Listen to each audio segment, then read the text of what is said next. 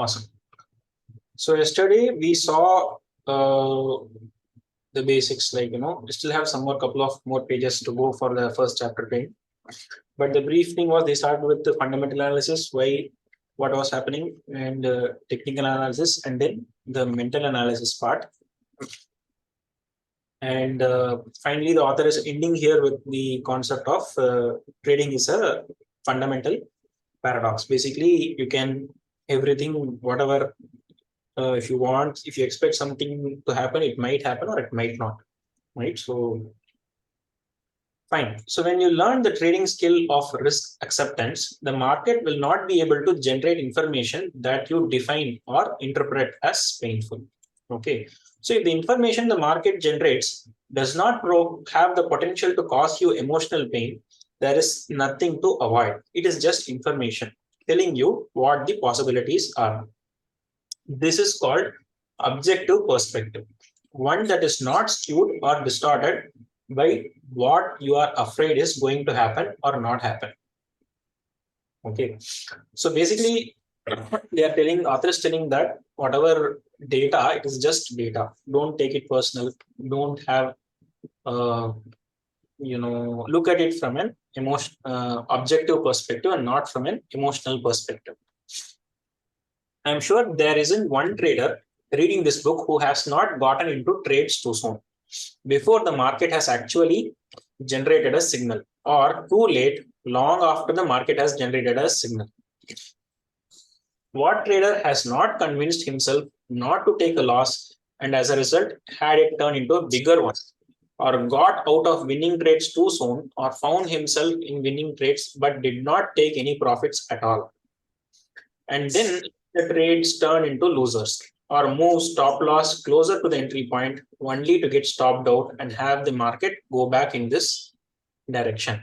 These are but a few of the many errors traders perpetuate upon themselves time and time again.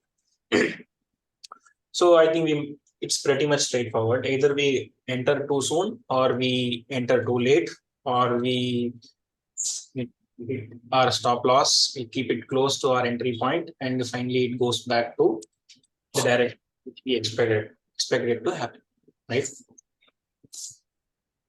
Fine. So these are not market generated errors. That is, these errors do not come from the market. The market is neutral in the sense that it moves and generates information about itself. Movement and information provide each of us with opportunity to do something. But that's all. The markets don't have any power over the unique way in which each of us perceives and interprets this information, or control of the decisions and actions we take as a result. The error already mentioned and many more are strictly the result of what I call faulty trading attitudes and perspectives. Okay. Faulty attitudes that foster fear instead of trust and confidence. So whatever we saw, the author is telling that it is because of our attitude. I don't think I could put the difference between the consistent winners and everyone else more simply than this. The best traders are not afraid. They are not afraid because they have developed attitudes that give them the greatest degree of mental flexibility to flow in and out of trades based on what the market is telling them about the possibilities from its perspective. Okay. So the other is telling that, once you are not afraid, because you know what is going to happen. And even if something goes against you, whatever you think is going to happen, you are accepting that also, right? At the same time, the best traders have developed attitudes that prevent them from getting reckless. Exactly. So just because I am, I am not afraid, doesn't mean that you should get reckless, right? Everyone else is afraid to some degree or another. When they are not afraid, they have the tendency to become reckless. Okay. And to create the kind of experience for themselves that will cause them to be afraid from that point on. So basically, after you become reckless, what will happen? We will start getting afraid after that, right? Because the market will teach us nice lesson, and we'll start getting afraid. So 95% of the trading errors you are likely to make, causing the money to just evaporate before your eyes, will stem from your attitudes about being wrong, losing money, missing out, and leaving money on the table. This is very important. So either we will lose the money because of our attitude of that we should be right. Okay. Or we will, our attitude on if we lost money, how will we behave? Or our attitude if we have missed out, how we behave. And finally, leaving money, basically coming out too early. Okay, not taking good profits because we feel that this is enough, or we don't have that conviction. Okay, so these are all the 4 primary trading fears. देखा Now, तूने कहाँ रखा? okay, guys, kindly request to put your mics on mute unless you want to contribute to the discussion. Fine. Now you may be saying to yourself, I don't know about this. I've always thought traders should have a healthy fear of the markets. Again, this is a perfectly logical and reasonable assumption. But when it comes to trading, your fears will act against you in such a way that you will cause the very thing you are afraid to actually happen. Okay. So if we are scared, whatever we afraid to happen will actually happen. That is what the author is telling when it comes to trading. If you're afraid of being wrong, your fear will act upon your perception of market information in a way that will cause you to do something that ends up making you wrong. Okay. And when you are fearful, no other possibilities exist. You can't perceive other possibilities or act on them properly, even if you did manage to perceive them, because fear is immobilized. When we are afraid, we cannot move, we cannot take decisions, we get scared. Physically, it causes us to freeze or run. So basically, it's a freeze or flight mode. Okay. Mentally, it causes us to narrow our focus of attention to the object of our fear. So when we are scared, we immediately start, our entire attention goes towards what we are afraid of. This means that thoughts about other possibilities as well as other available information from the market get blocked. So what happens is, so when we are assume we are getting attacked by a lion or something, we will be, or an elephant, let's not go. So we will be focused on how to escape from that, but we will miss the surroundings because our entire brain will be focused on that, right? There might be somewhere, there might be a jeep somewhere or something. We might not take that. We will simply run, right? But if we would have a better escape route, if we had taken some other 2-wheeler, 3-wheeler, 4-wheeler. Okay. So basically, that is what here the author is telling. If you are trading out of fear, we will forget to look at all the other things which we usually would have, looked at. Okay, because other things will get blocked. You won't think about all the rational things you have learned about the market until you are no longer afraid and the event is over. I think this I have personally experienced a lot after completing, after losing, after doing some revenge trading. Then I will realize why I did this, right? Oh my God, it is near the pivot level, or it is near the support level, it is near the resistance level. Why I did this? These kind of things will happen only after the event is over. Then you will think to yourself, I knew that. Why didn't I think of it then? Why couldn't I act on it then? Right? So it is extremely difficult to perceive that the source of these problems is our own inappropriate attitudes. Okay. That's what makes fear so insidious. Okay. Many of the thinking patterns that adversely affect our trading are a function of the natural ways in which we were brought up to think and see the world. These thinking patterns are so deeply ingrained that it rarely occurs to us that the source of our trading difficulties is internal, derived from our state of mind. Indeed, it seems more natural to see the source. It seems much more natural to see the source of problem as external in the market, because it feels like the market is causing our pain, frustration, and dissatisfaction. Now, there's basically telling that whatever problem is actually coming from us, from our perception, how we see it, because of our attitude, because of our expected behavior, it is having. But we try to put it on the market. We try to blame external. We try to tell others are responsible, right? You don't want to take blames. We find faults. If something wrong happens, oh, he did that. We keep trying to shift the blame on others. Similarly, here we try to shift the blame on the market. So that is what the author is telling. That is an emotional perspective. It's not objective perspective, right? So here he would have said somewhere. Okay. Yeah. Okay. So obviously these are abstract concepts and certainly not something most traders are going to concern themselves with.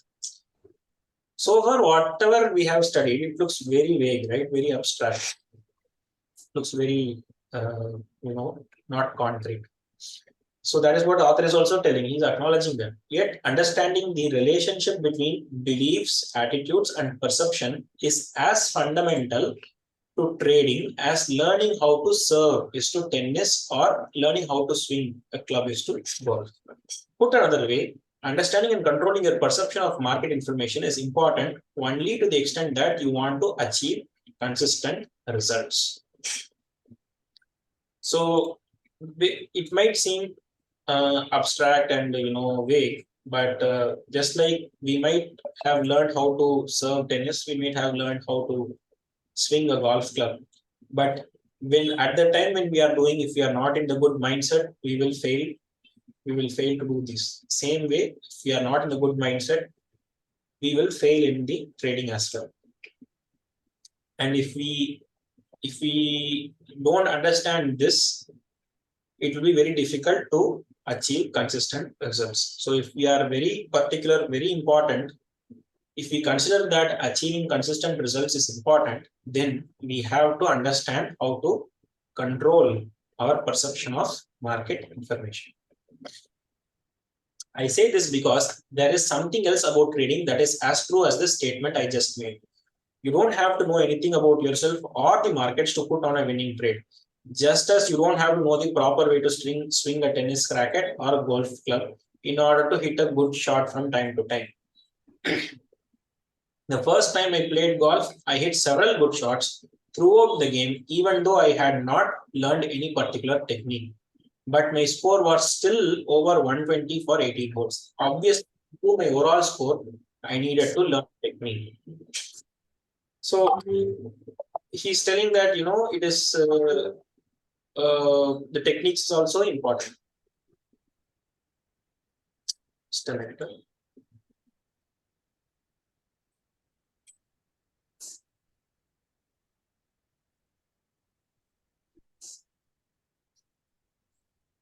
Fine. So, of course, the same is true for trading. We need technique to achieve consistency, but what technique?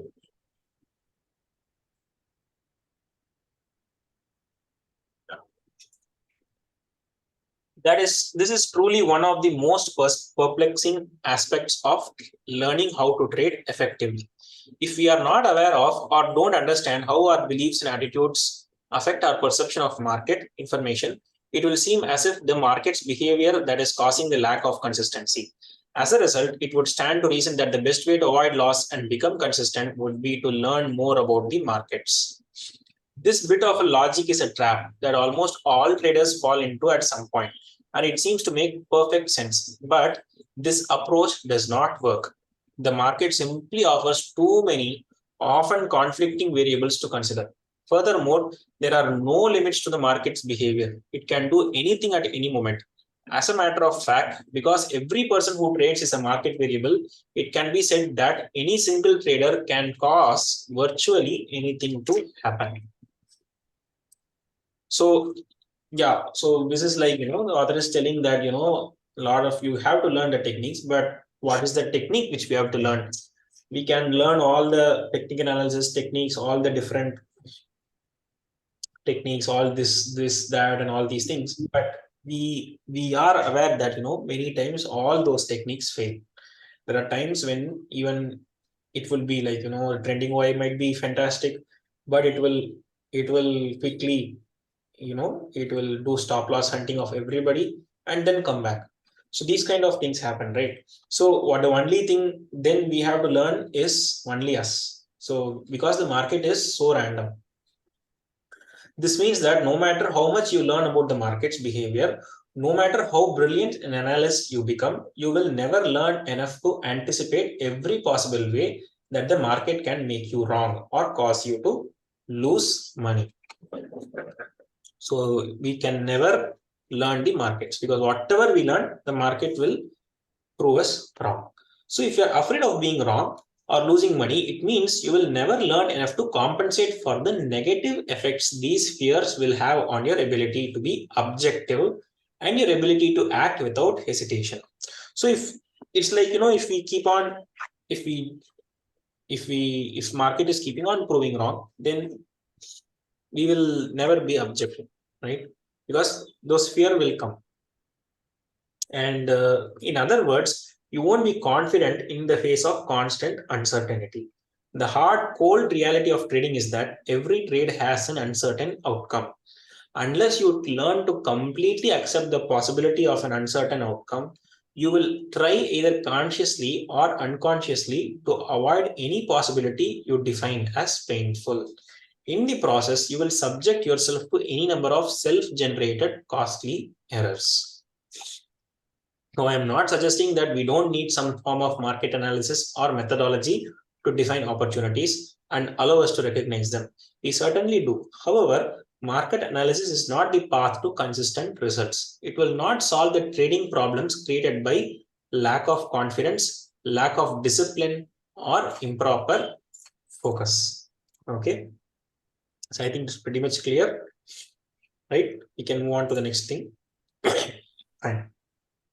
When you operate from the assumption that more or better analysis will help create consistency, you will be driven to gather as many market variables as possible into your arsenal of trading tools. But what happens then? You are still disappointed and betrayed by the markets time and again because of something you did not see or give enough consideration to. It will feel like you can't trust the markets, but the reality is you can't trust yourself. Confidence and fear are contradictory states of mind that both stem from our beliefs and attitudes. To be confident, functioning in an environment where you can easily lose more than you intend to risk requires absolute trust in yourself. However, you won't be able to achieve that trust until you have trained your mind to override your natural inclination to think in ways that are counterproductive to being consistently successful trader. Learning how to analyze the market's behavior is simply not the appropriate training. So in this paragraph, the author is basically telling that you can have a lot of trading tools, all the technical indicators and all these things, but you will fail because the market is a paradox, right? And you will stop trusting the markets. You will tell market is bad and all these things, but the reality is we cannot trust yourself. Okay. Now, the beauty is confidence and fear. They are two opposite things. To be confident, we have to function in an environment where you can easily lose more than you intend to risk. Requires absolute trust. So unless we are trusting ourselves, we will exit, right? Even why sound is not coming? Am I audible? Sound is there. I think you need to check your speaker. Fine. So unless we are confident, because this environment is very, very, very risky, right? So unless we trust ourselves completely, we won't be confident. Similarly, so we won't be able to achieve what we want because we have to train our mind. Okay. So in this case, the only thing which we can do is training ourselves. So there is no point in analyzing the market's behavior beyond a particular point. So you have two choices. You can try to eliminate risk by learning about as many variables as possible. I call this the black hole of analysis because it is the path of ultimate frustration. Or you can learn how to redefine your trading activities in such a way that you truly accept the risk and you're no longer afraid. So I think we all do this, right? I mean, we all try to read as many books as possible, try attend as many courses as possible. But the author is telling that this is a black hole, right? Because whatever course you attend, whatever uh, books we read, ultimately cannot accept the risk. Then, and if we are no longer afraid, it is of no use. We can keep on doing all these things, but it will not help. When you have achieved a state of mind, where you truly accept the risk, you won't have the potential to define and interpret market information in painful ways. When you eliminate the potential to define market information in painful ways, you also eliminate the tendency to rationalize, hesitate, jump the gun, hope that the market will give you money, or hope that the market will save you from your inability to cut your losses. So, unless we are rationally, interpreting the information, we will end up, if we don't do that, we will end up in doing all these things. We will tend to hesitate, we will jump the gun. When we are not supposed to enter, we will enter, or when we are supposed to enter, we will not enter. And after we have entered, we will be praying that the market should give us money. Okay. Or after we are losing, we will hope that the market will bounce back, but it will not. So as long as you are susceptible to the kinds of errors that are the result of rationalizing, justifying, hesitating, hoping, and jumping the gun, you will not be able to trust yourself. So if we are doing all these things, we will not trust us. If you can't trust yourself to be objective and to always act in your own best interests, achieving consistent results will be next to impossible. Trying to do something that looks so simple may well be the most exasperating thing you will ever attempt to do. The irony is that when you have the appropriate attitude, when you have acquired a trader's mindset and can remain confident in the face of constant uncertainty, trading will be as easy and simple as you probably thought it was when you first started out. So the author is telling that, when we first started out, we all would have thought, we all come enter this because we think that it is very easy. But after a particular point of time, we realize that it is not as easy as we expected. So the author is telling that until you develop this particular mindset of, trader's mindset, and until you, the minute you start trusting yourself, the minute you have started developing the trader's mindset, and from that point, it will be what you expected when you first started. So what is the solution? You will need to learn how to adjust your attitudes and beliefs about trading in such a way that you can trade without the slightest bit of fear, but at the same time, keep a framework in place that does not allow you to become reckless. That is exactly what this book is designed to teach you. As you move ahead, I would like you to keep something in mind. The successful trader that you want to become is a future projection of yourself that you have to grow into. Growth implies expansion, learning, and creating a new way of expressing yourself. This is true even if you are already a successful trader and are reading this book to become more successful. Many of the new ways in which you will learn to express yourself will be in direct conflict with the ideas and beliefs you presently hold about the nature of trading. You may or may not already be aware of some of these beliefs. In any case, what you currently hold to be true about the nature of trading will argue to keep things just the way they are, in spite of your frustrations and unsatisfying results. These internal arguments are natural. My challenge in this book is to help you resolve these arguments as efficiently as possible. Your willingness to consider that other possibilities exist possibilities that you may not be aware of or may not have given enough consideration to will obviously make the learning process faster and easier. The author is basically telling us to be open. That's all. So if we are rigid, if our mindset is rigid, it will be very difficult to consider other possibilities. Fine. Okay. So we'll go to the next chapter. So far, the author is basically trying to, the first chapter, the author has tried to tell about the fundamental analysis, technical analysis, mental analysis, and he's basically building up a case where telling that the mental analysis is the important thing in trading. And if you are not open to introspect ourselves, if you are not open to new things, it will be very difficult to get consistent results from trading. Okay, fine. Now the second chapter, it is telling about the lure and the dangers of trading. Basically, what is attraction and what are all the dangers. In January 1994, I was asked to speak at a trading conference in Chicago, sponsored by Futures magazine. At one of the luncheons, I happened to be sitting next to an editor for one of the major publishers of books about trading. We were having a lively conversation about why so few people become successful at trading, even people who are otherwise very accomplished. At one point, the editor asked me if a possible explanation for this phenomenon might be that people were getting into trading for the wrong reasons. The attraction.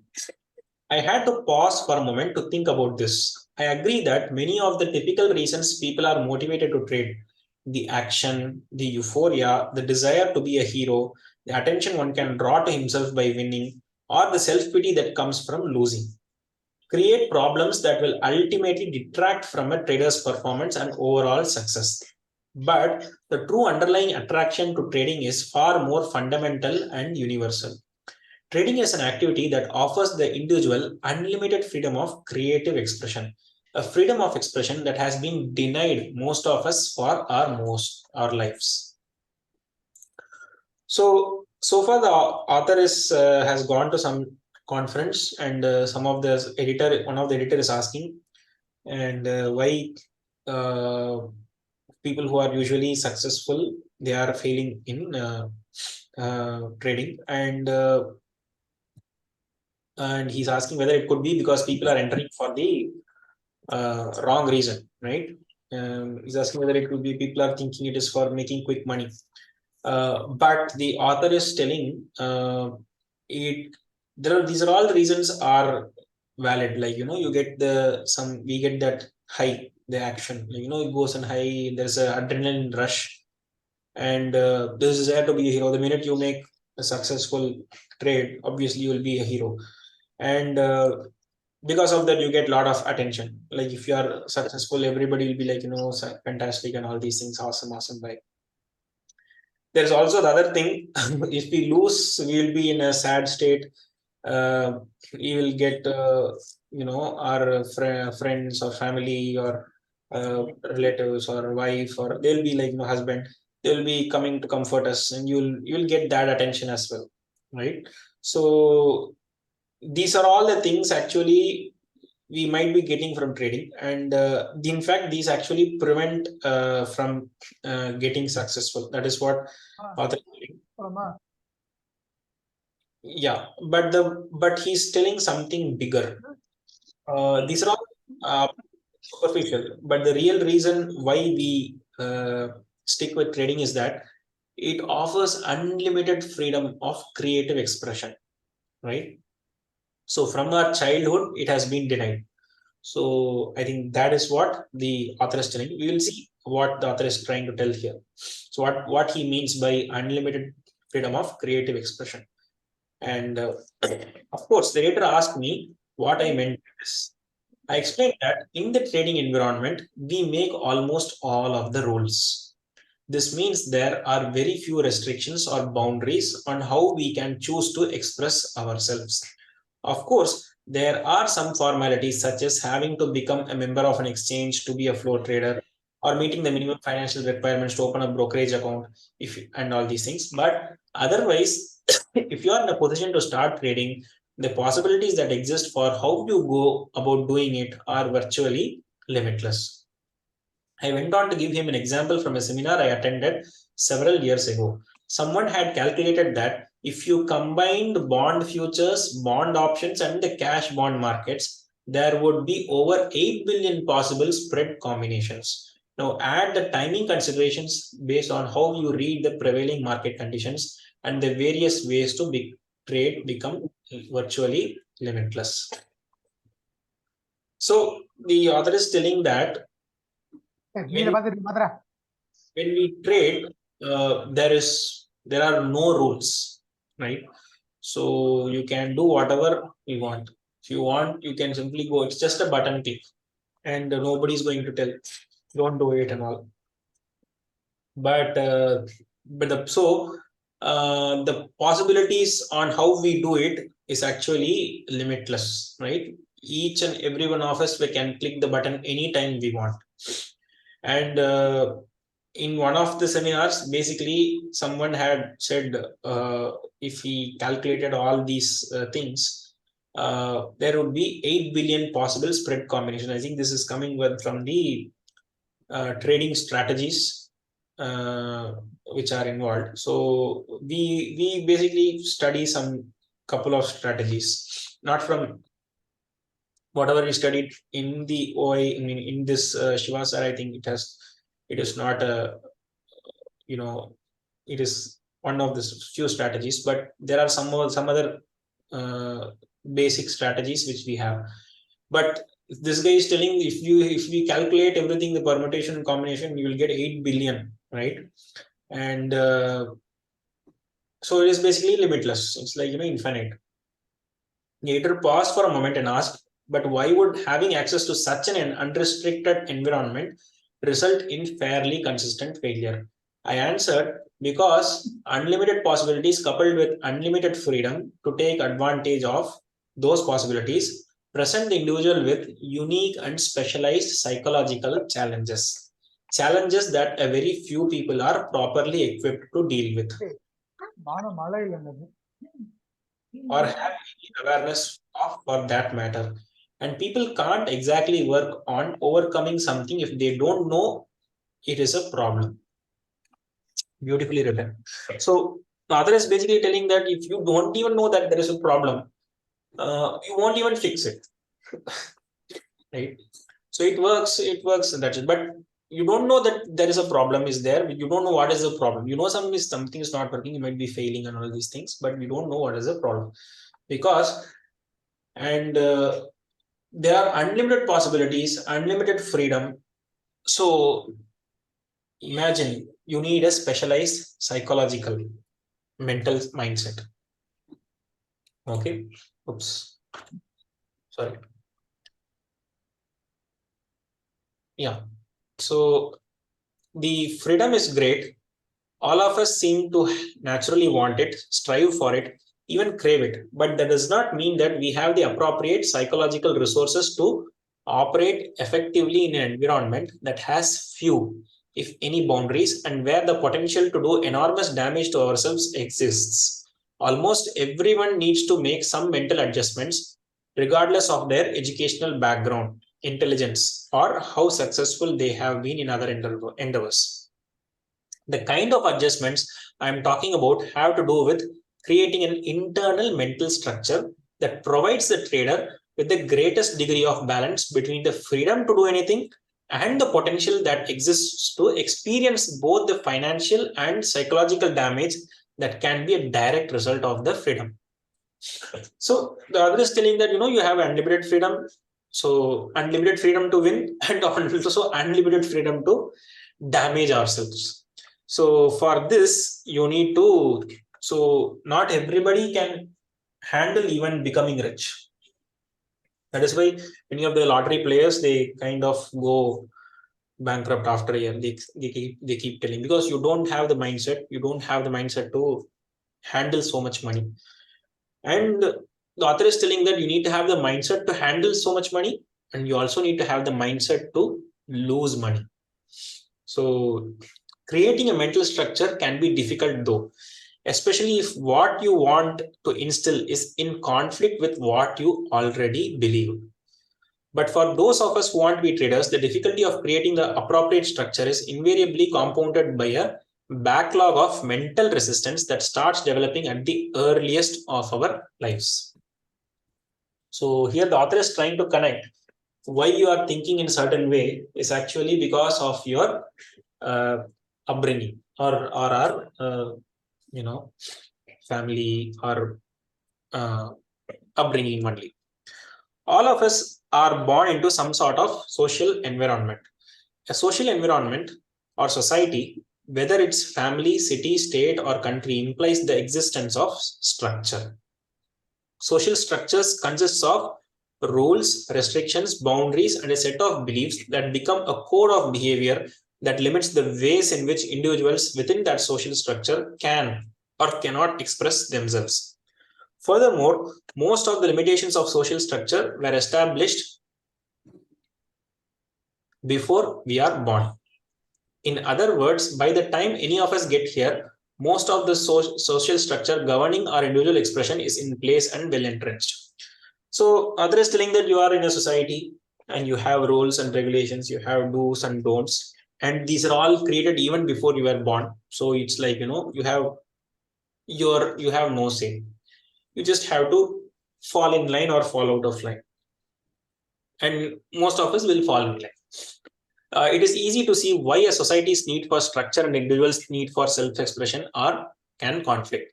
Every person who wants to master the art of trading faces just such a fundamental conflict. Yeah.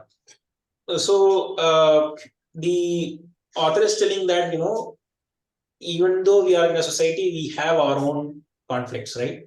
There are things which we should do. There are things which we should not do. You cannot. You have to role fit in the society, but sometimes you want to do it, but the society will not allow you to do it. So just like that, the trading also we have the fundamental conflict because we are having this fundamental conflict in our life. I'd like you to ask yourself that what one characteristic is common to every child born on this planet, regardless of the location, culture, or social situation the child is born into. The answer is curiosity. Okay. Every child is curious. Every child is eager to learn. They can be described as little learning machines. Consider the nature of curiosity. At its most fundamental level, it is a force. More specifically, it is an inner directed force, which means there is no necessity to motivate a child to learn something. Left on their own, children will naturally explore their surroundings. What is more, this inner directed force also seems to have its own agenda. In other words, even though all children are curious, not all children are naturally curious about the same things. There is something inside of each of us that directs our awareness to certain objects and types of experiences to the exclusion of others. Even infants seem to know what they want and don't want. When adults encounter this unique display of individuality expressed by an infant, they are usually surprised. They assume that infants have nothing inside of them that makes them uniquely who they are. How else would infants express their individuality than by what in their environment attracts or repels them? I call this inner directed guidance the force of natural. The author is telling about the fundamental nature of our existence, that is the curiosity. So we are all curious. Every child is curious, and what is curious? Author is telling that it is a force, right? So force to know, that is a force which moves, which makes you move things, which because you want to learn. So you're just like how we have all assembled here. We are all curious to learn this book, right? So the same way. Now the main thing is, out of all the people in the group, not everybody has joined. Only few have joined, right? So this experience is what we are getting, but others won't get. So similarly, infants also will have some child will do certain things, some child will not do certain things, and but when as an adult, when we see them, we are surprised because we think that they don't because they are not curious. That's what we think, right? uh, but actually everybody is curious, and this is the force of natural attraction. Natural attractions are simply those that which we feel a natural or passionate interest. Ours is a big and diverse world, and it offers each of us a great deal to learn about and experience. But that does not mean each of us has a natural or passionate interest in learning about or experiencing all there is. There is some internal mechanism that makes us naturally selective. If you think about it, I'm sure you could list many things to do or be that you have absolutely no interest in. I know I could. You could also make another list of things you are only marginally interested in. Finally, you could list everything that you have passionate interest in. Of course, the list gets smaller as the interest levels rise. So, where does this passionate interest come from? My personal view is that it comes from the deepest level of our being, at the level of our true identity. It comes from the part of us that exists beyond the characteristics and personality traits we acquire as a result of our social upbringing. So, the author is finally telling that we are all naturally attractive, we are not naturally attractive, we are all naturally curious. Not everybody is curious about everything. And even in the list of things which we are curious, there are certain things which we uh, do things which we have no interest, where we do things which have some interest, and we do things which we have passionately interest. And the list of things which you are passionate about is actually smaller. And so this is our true identity. Where does this come from? That is our true identity.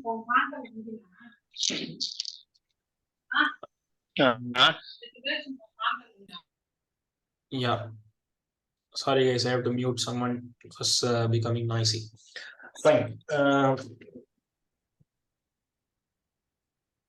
The dangers. It is at the deepest level of our being that the potential or conflict arises.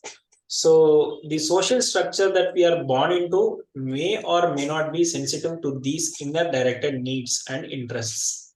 For example, you may have been born into a family of extremely competitive athletes, but feel a passionate interest in classical music or art. You may even have a natural athletic ability, but no real interest in participating in athletic events. Is there any potential for conflict here? In a typical family, most members would put a great deal of pressure on you to follow in the footsteps of your brothers, sisters, or parents. They do everything. Sorry? Piyush, did you tell anything? No, sir. No, sir.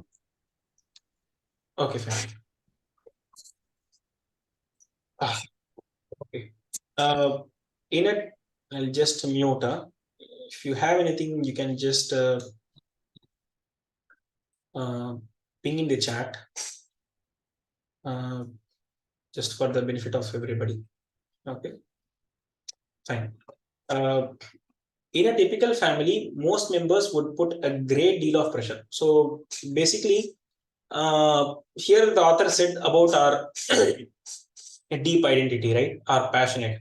So, but what if you are born in? What if your parents are, fantastic actors? Then, or if your parents are fantastic athletes, and the child will be expected to follow that, right? But although we might have our passion somewhere else, so as a result, what is happening?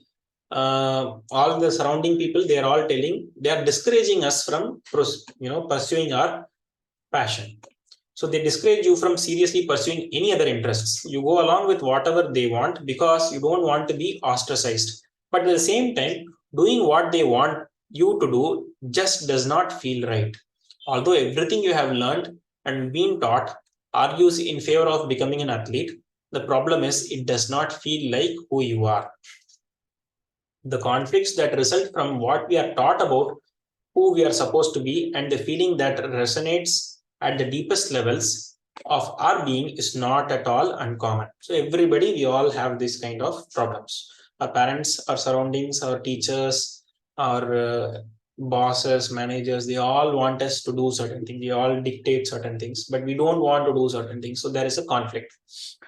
So I would say that many, if not most people, grow up in a family and cultural environment that gives little, if any, objective, non-judgmental support to the unique ways in which we feel compelled to express ourselves. So our environment does not support, allow us to express what is there in our mind. This lack of support is not simply an absence of encouragement. It's not like they're not encouraging. It can be as deep as the outright denial of some particular way in which we want to express ourselves. So, for example, you want to do something. There are two things which your family will do. They will tell, don't do. That is outright denial. Or they will not encourage. The one thing is, for example, your family might not support, might not encourage, but they will not tell, don't do not. But the far more, bigger thing is if someone says, don't do it, that's all. Right? You might have fall in love with someone, but your parents say, don't marry that person. That's it. Gone. You have to fight. It's an outright denial, right? So I'm just telling one example which everybody could relate. But on a general basis, we encounter a lot of these things in our lives. For example, let's look at a common situation. A toddler who, for the first time in his life, notices this thing, which we call a vase, basically a flower vase. So as a baby, it is looking at a flower vase on the coffee's table. He is curious, which means there is an inner force that is compelling him to experience this object.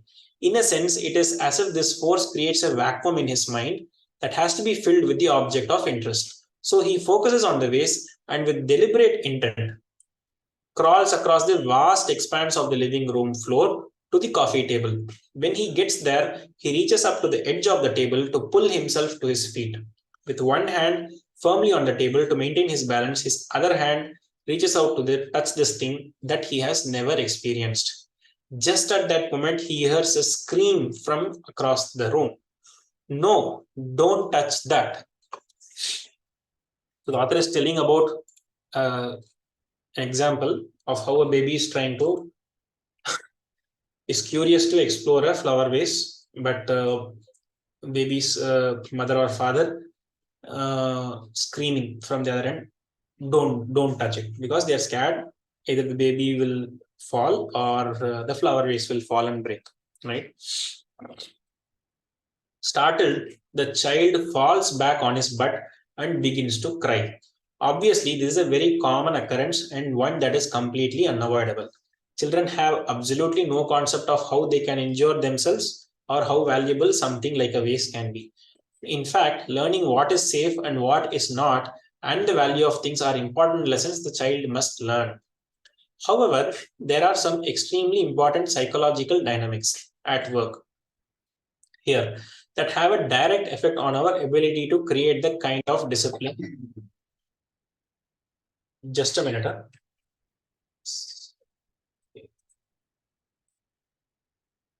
Sorry.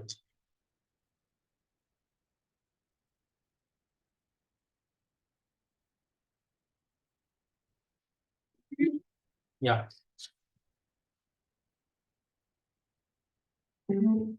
Fine.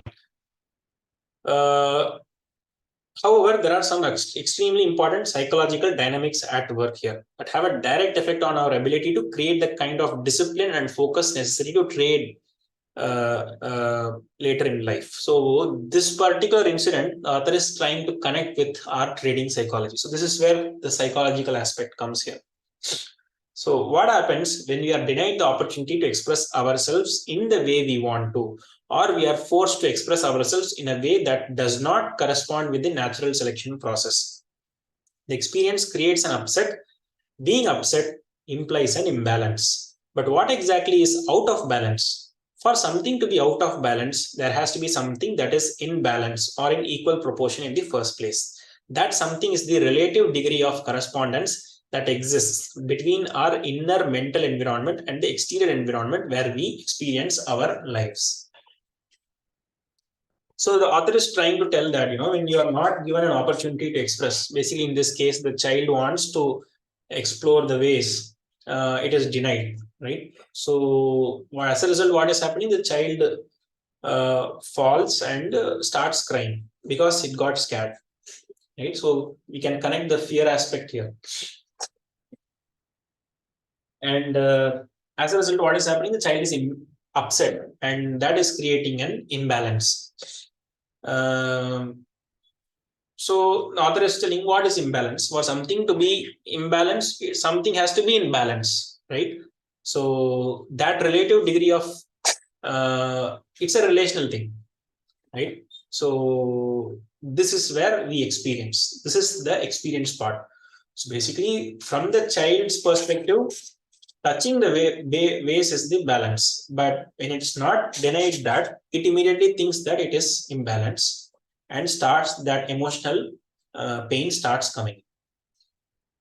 So what is now, in other words, our needs and desires are generated in our mental environment and they are fulfilled in the exterior environment. So as I said, the child has a perspective in its mind that there's a desire, there's a need, and it thinks that if I touch this vase, then it is balanced. And that touching is happening where? It is not happening inside its brain, it's happening outside. So that is what the author is also telling. If these two environments are in correspondence with one another, we are in a state of inner balance and we feel a sense of satisfaction or happiness. If these environments are not in correspondence, we experience dissatisfaction, anger, and frustration, or what is commonly referred to as emotional pain. Okay, so two environments in correspondence with one another. So what is the two environments? The needs and the desires and the exterior environment. So now, why would not getting what we want or being denied the freedom to express ourselves in some particular way cause us to experience emotional pain? My personal theory is that needs and desires create mental vacuums. Okay. The universe in which we live has a natural tendency to not tolerate a vacuum and moves to fill it whenever one exists. Okay. This looks philosophical, but we can connect it also with the gap theory. Whenever there is a gap is formed, it will get filled, right? So, so I think this line is something like that. So, but it's not just only in the gap, the author is telling in our mental space also. So if we are denied something, there is a vacuum and we basically have to fill it, right? We fill it with, not necessarily by getting that, we fill it with something else. Okay, fine. The philosopher Spinoza observed centuries ago that nature abhors a vacuum. So basically, some philosophy is saying that nature will absorb. It detests. Basically, it hates. It does not like vacuum. Suck the air out of a bottle, and your tongue and lips will stick to the mouth of the bottle because you have created an imbalance, which now must be filled. What are all the dynamics behind the expression necessity is the mother of all invention? The recognition that a need creates a mental vacuum that the universe will fill with inspiring thoughts if your mind is receptive. The thoughts in turn can inspire movement and expression that result in the fulfillment of that need. In this respect, I think our mental environment works like the universe at large. Once we recognize a need or desire, we move to fill the vacuum. We move to fill the vacuum with an experience in the exterior environment. If we are denied the opportunity to pursue the object of this need or desire, it literally feels as if we are not whole or that something is missing, which puts us into a state of imbalance or emotional pain. Do our minds also abhor a vacuum once one has been created? So the author is telling that, just like how when you suck air out of a bottle, your tongue will go and stick inside the bottle because there is a vacuum created and you will not be able to pull your tongue out of the bottle, right? So that is the natural thing. So similarly, if we have something which is taken from us, we will, we will have emotional pain. So, and that is again coming from where? Because we have this emotional pain, we have a need and desire inside our mental environment, and we expect it to be fulfilled from the physical environment. So take a toy away from a child who is not finished playing with it, and the universal response will be emotional pain. By the time we are 18 years old, we have been on earth approximately 6,570 days. On average, how many times per day does the typical child hear the statements like that? No, no, you cannot do that. You can't do it that way. You have to do it this way. Not now. Let me think about it. I'll let you know. I cannot be done. What makes you think you can do it? You have to do it. You have no choice. So these are all the few of the relatively nice ways in which all of us are denied individual expression as we grow up. Even if we only heard such statements once or twice a day, that still adds up to several thousand denials by the time we reach adulthood. So approximately 6,570 into one itself, one per day if we listen, we'll get 6,570. Obviously, we'll be listening things statements like this many. I call these kinds of experiences denied impulses to learn. Impulses that are based on an inner need originating from the deeper part of our identity from the natural selection process. What happens to all these impulses that have been denied and left unfulfilled? Do they just go away? They can if they are reconciled in some way. If we do something or someone else does something to put our mental environment back into balance. What can put our mental environment back into balance? These are there are number of techniques. The most natural one, especially for a child, is simply to cry. Crying is a natural mechanism for reconciling these denied, unfulfilled impulses. Scientific researchers have found out tears to be composed of negatively charged ions. If allowed to take its natural course, crying will expel the negatively charged energy in our minds and bringing us back to a state of balance, even though the original impulse was never fulfilled. The problem is that most of the time events are not allowed to take their natural course and the denied impulses are never reconciled, at least not while we are still children. There are many reasons why adults don't like it when their children, especially boys, cry and do everything they can to discourage this behavior. There are just as many reasons why adults will not bother to explain to children why they are being forced to do something they don't want to do. Even if adults do try, there are no assurances that they will be effective enough to reconcile the imbalance. What happens if these impulses are reconciled? So the author is telling about, you are facing denials, you are facing imbalances every day, every regular basis, and these are all getting accumulated. And how will, yeah, sure. And yeah, even I'll be ending the meeting now. It's almost 8:02. Once how we try to compensate. Author is telling this one simple way is to cry, and if we cry we'll be good. If we cry we'll feel better, although the whatever we decided might not happen, but we'll feel better. But the problem is we are being taught not to cry. And I think we'll end up with this paragraph. Okay. They accumulate and usually end up manifesting themselves in any number of addictive compulsive behavior patterns. A very loose rule of thumb is whatever we believe we were deprived of as children can easily become addictions in adulthood. For example, many people are addicted to attention. I'm referring to people who will do most anything to draw attention to themselves. The most common reason for this is that they believe they either did not get enough attention when they were young or did not get it when it was important to them.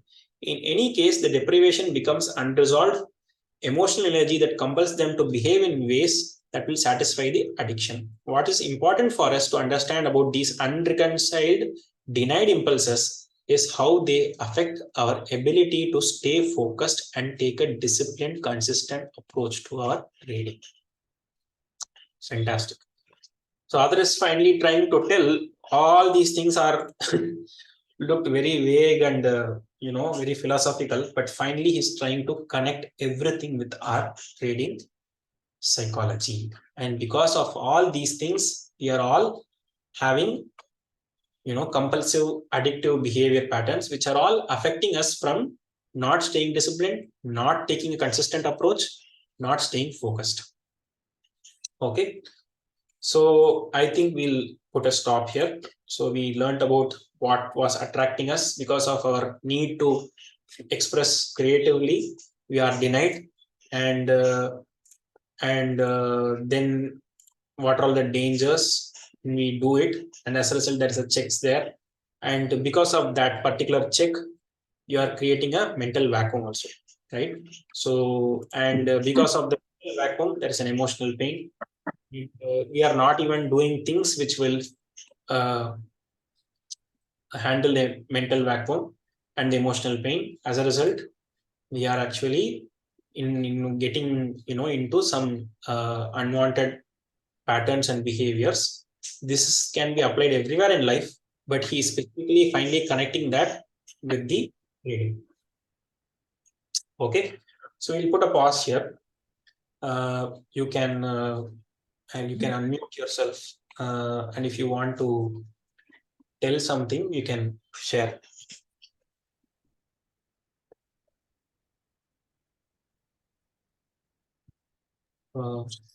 Nothing. So I will, if so, we'll end the call today then. Thank you for the session, Bharat. It was really nice. Thank you, thank you. Yes, Yes, Bharat, it's nice. Actually, this book is not only about trading, it's about our psychology, how we are impulsive in everything. It's very Correct. wonderful. correct. Yeah, this is this. There is one more book by this author also, which we'll read. Okay, great. I'm curious to completely read the book. So far, it is just more. It's building up. Yeah, definitely. However, from childhood, we are means getting all these beliefs or whatever, vacuum needs. Correct, correct, correct, correct. Awesome. So, anything else anybody else want to share? I mean, this is a really good session. The similar way is there, I mean, can we do something related to our, about our trading as well? Like, can we discuss something related to that? Because there are a lot of things which I'm still not clear about. So if there are any senior members who are in the team, if they can discuss that, probably might be a great thing. I'm not sure whether that is possible, but what do you guys think? Yeah, yesterday only I told Bharat to explain how he did trading yesterday. So he explained me. Okay. Yeah. So that is. I think I can share today's my thing. Maybe others can share after this. What exactly I did. I'll just take a screenshot of my.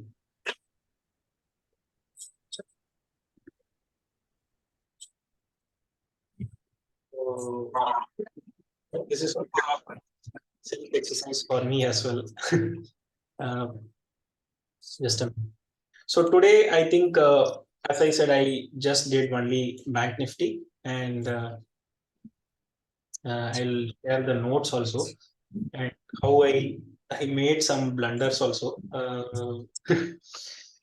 But it was I good. really liked how you are noting down everything, Bharat. I have to make this my habit also. Yeah, I just realized that if I don't note it down, the days when I have not noted it down, I am actually failing. So that is the reason why I started becoming. It's becoming costly if I don't note. I'll just share. So, for example, today morning I started. I think my screen is visible, right? Fine. So I made a note, just like.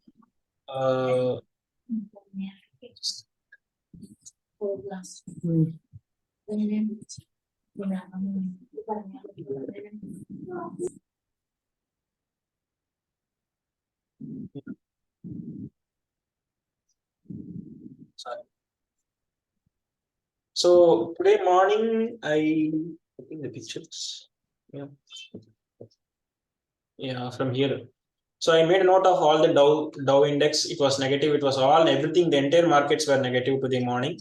So because of that, I decided, and my perspective in the morning was bearish. So I also saw this reason for that. There was a news which was telling that all the hope is going to go, because earlier Fed rates were they didn't increase the Fed rate, so the entire markets were positive, but that entire thing is that time for that hope is gone. That is what the news said. Actually, it's not here right now. So as a result, I also expected today's morning will be bearish. So similarly, Gift Nifty, everything was negative. Nifty, I got last close of Bank Nifty, and the futures also. The VIX was somewhere around 11.11. So as expected, the Nifty actually, when it started, it was gap up, and then finally it was at the closing bell. Early trading hours, it went gap down. Bank Nifty also opened at gap down. So I took two what is it called? Which one at the money? So I noted down the prices. So the first trade I entered at 213, and I hit the stop loss. It was like, I was, just as the book has mentioned, I was a little bit panicky today morning. It hit my stop loss. It hit just where nearby where I entered, and but the trending OI was negative, so I tried to enter again. This time, as I said, the price came near to my stop loss, and then it went back to whatever my expected thing was. So this time I entered again at some 226, and it again came down. I averaged some more at 216. So 226 I entered some 60 quantities, and 216 I added some 30 quantities. So by this time, actually I was at loss, right? I mean, at 226 I entered some 900. I was almost down by some $9,000 or something. So the next one, this is the same. This is the same one, right? So this is the next one. So finally, when I averaged at 216, and then it came to 229. So at that time, I made some profits. It was around some 12,000 and all. It was not so great trade because I panicked. Okay, so I was panicking. I was just hoping. So when I was reading the book, I was reminded of all these things. And then we had a support at, so this is my opening trade. I took the PE because I knew the market will be bearish.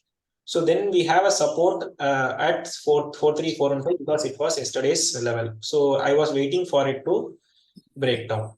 So as you see, although I made some money and I was panicking, I started writing down. So that was helping me from calming myself. So you wrote at that time only? Everything I was writing as and when I was doing. Oh. Everything I was, the minute I entered the trade, I will write. The minute I exited, I started writing. And the minute I was pausing, I was not jumping to take a trade. So I was always writing. So not taking trade as no setup so far, because now you see at this point, I came back to my senses. I realized that, I am panicked. I should not take a trade. So at 946, VWAP seems to be broken. It was about to be broken. The trending OI was again negative. So at 947, it was rejected.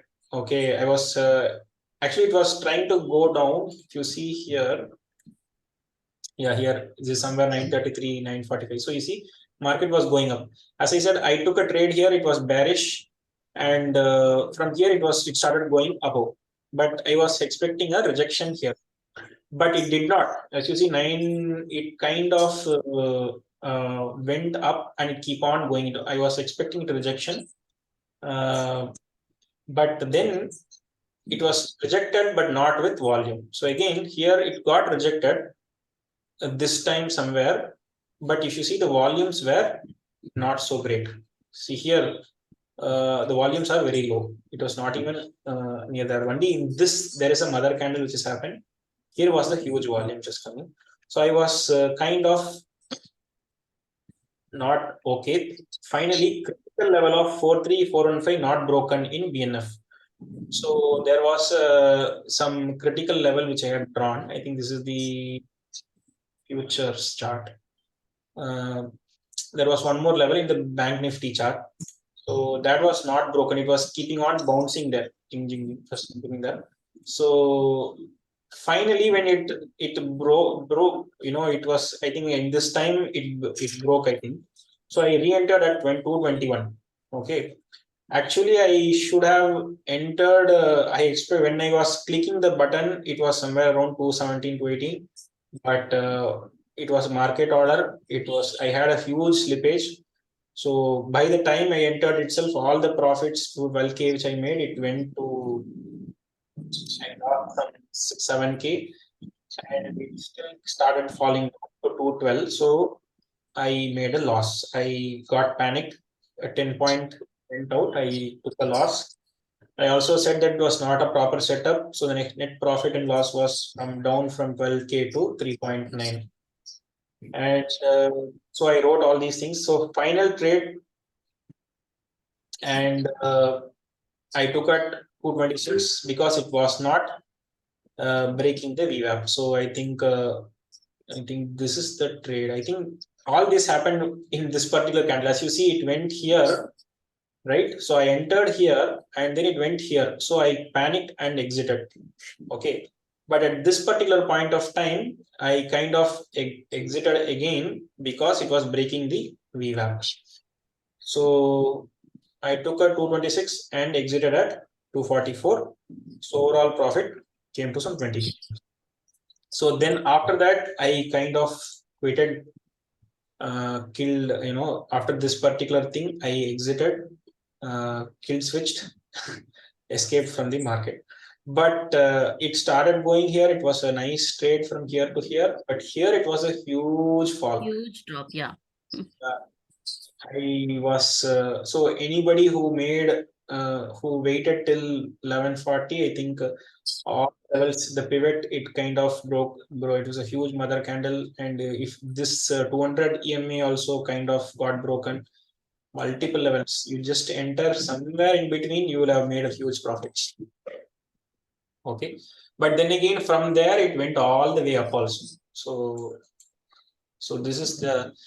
So this is again, this is support level, this is a resistance level, Camarilla, I think, and we have all these things. Here is one more.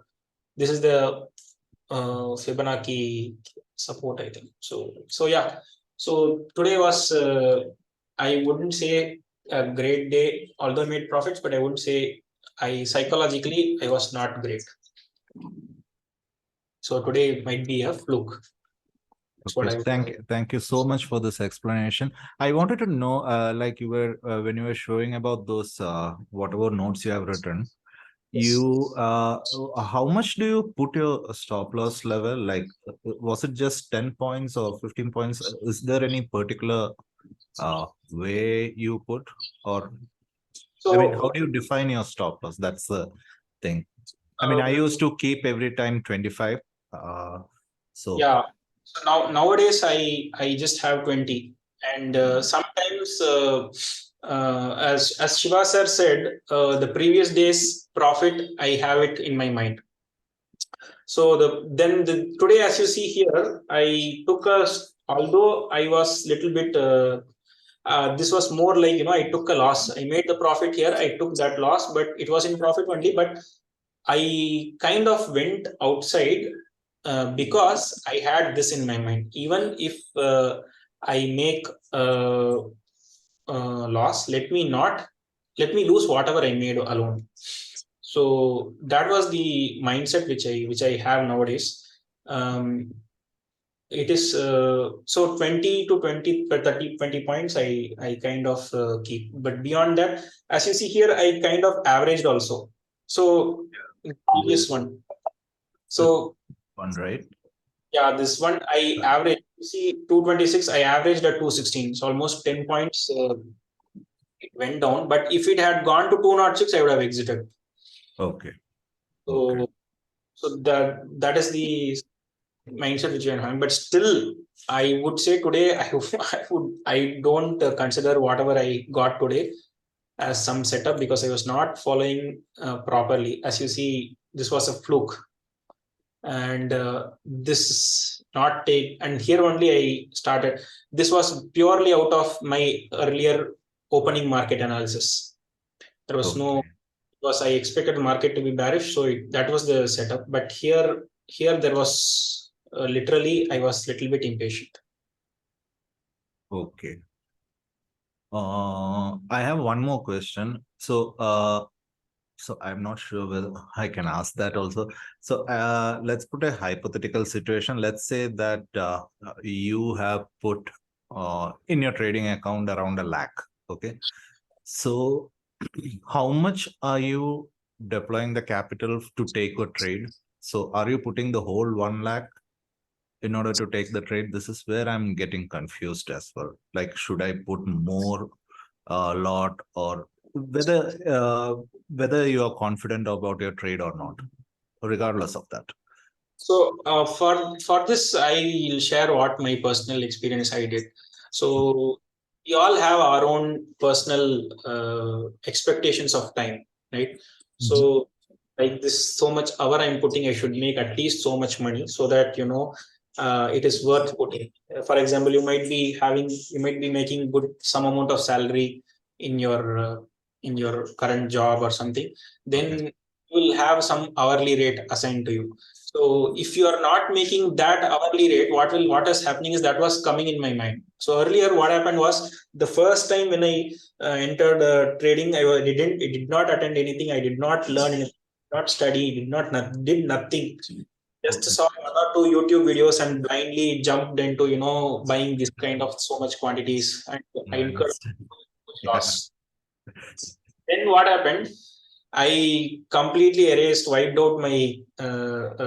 I took whatever was remaining from the account. I put it back to my bank account, and then put some 50,000. Okay, alone in my account. But what was happening? The 10-20 points move were giving hardly 500 rupees.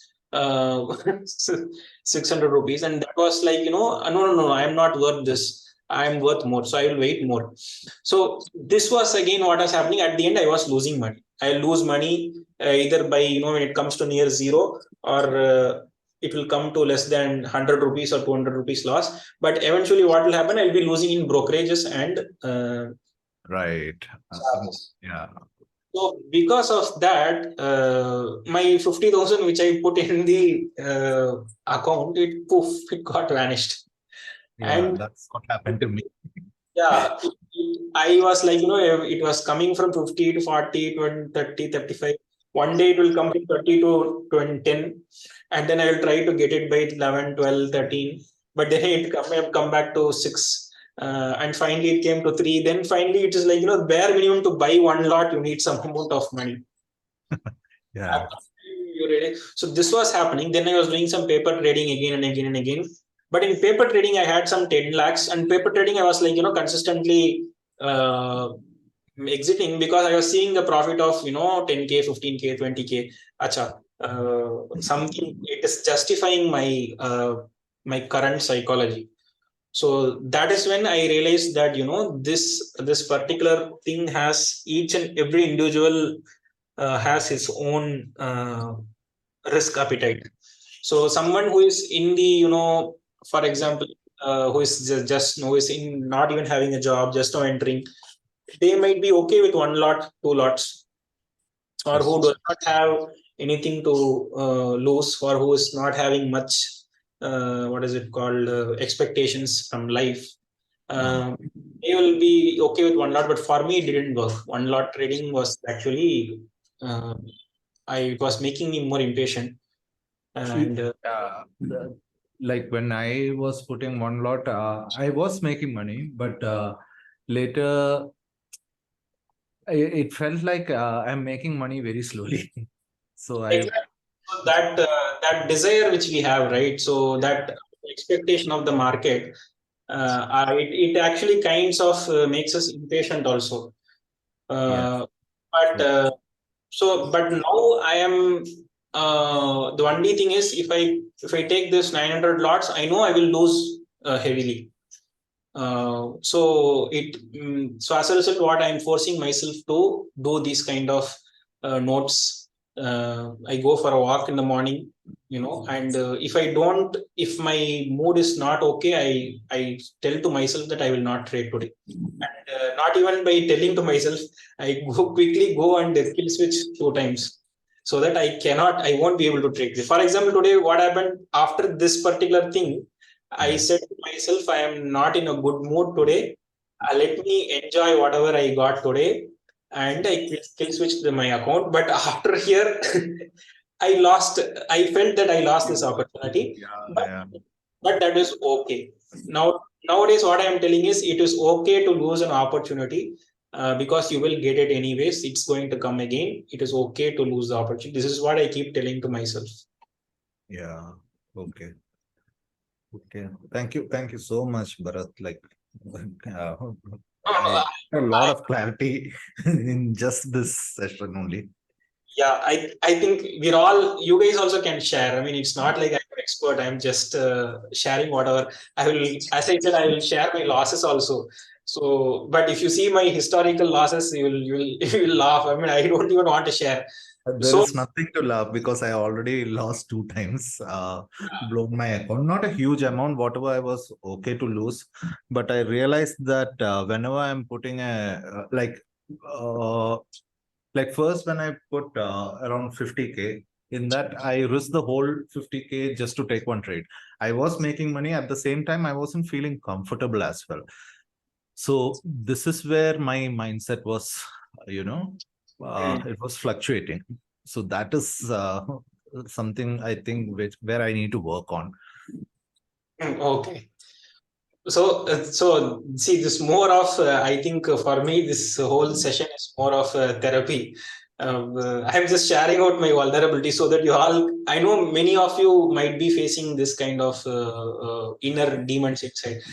One more story which I wanted to share was last year when I made a huge loss. The only thing which was running in my mind was I was not able to tell this to anybody. But when the taxes have to be filed, my auditor will come to know. So I was like literally wondering how will I face him. So he will know that oh my God, you have messed up so far. But after a particular point of time, I accepted that probably nobody cares. Yeah. That's Fine. So anybody else you want to share your screen and share your trade, feel free to. I mean, today I'm just sharing whatever I learned.